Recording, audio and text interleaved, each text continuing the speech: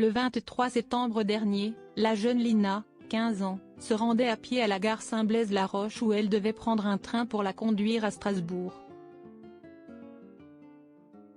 Elle n'est jamais montée à bord. Une journaliste du Parisien a refait le trajet que Lina était censée parcourir. Et la description est glaçante. La disparition de Lina, survenue le samedi 23 septembre, reste un mystère. Plus d'un mois après s'être volatilisée, la jeune femme de 15 ans est toujours introuvable. Si tout est mis en œuvre pour récolter des indices et des témoignages pouvant mener au terme de l'enquête, rien de ce qui a été rapporté aux enquêteurs n'a été concluant pour l'instant. Mais d'après le témoignage de Robert, la jeune femme aurait été vue à bord d'un véhicule de couleur bleue, conduite par un homme dont il n'a pas vraiment vu le visage.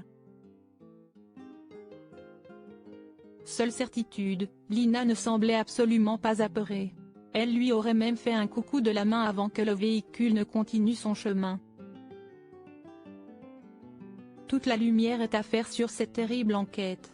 Pour le podcast du Parisien, Code Source, la journaliste Louise Colcombet s'est rendue sur les lieux de la disparition.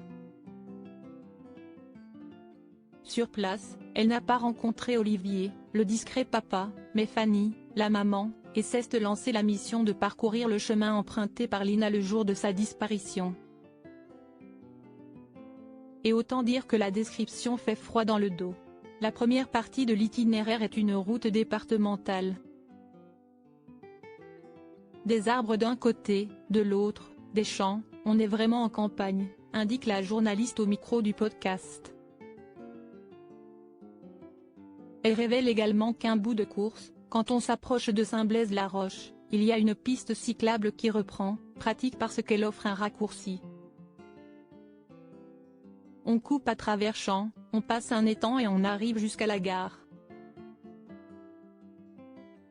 Elle précise que le trajet n'est pas très long mais possède néanmoins une particularité, il n'y a aucune maison, si est vraiment en pleine campagne. Il n'y a pas un seul commerce, il n'y a rien. Si est vraiment la route, la campagne est au bout, la gare. Il est donc a priori facile d'échapper à tout témoin, renforçant encore un peu plus l'hypothèse d'un enlèvement. Son petit ami soupçonné. Comme pour la plupart des avis de disparition de femmes, les premiers soupçons ont pesé sur le petit ami de Lina, Tao, 19 ans. Ce dernier, dans le viseur des enquêteurs, aurait pu avoir une implication dans la disparition de la jeune femme. Admettre avoir perdu son téléphone en a rajouté une couche.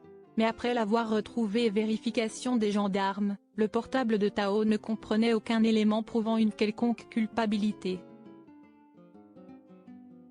Les caméras de vidéosurveillance de la gare le montrent également sur le quai de Saint-Blaise-la-Roche à l'heure d'arrivée du train, le mettant définitivement hors de cause.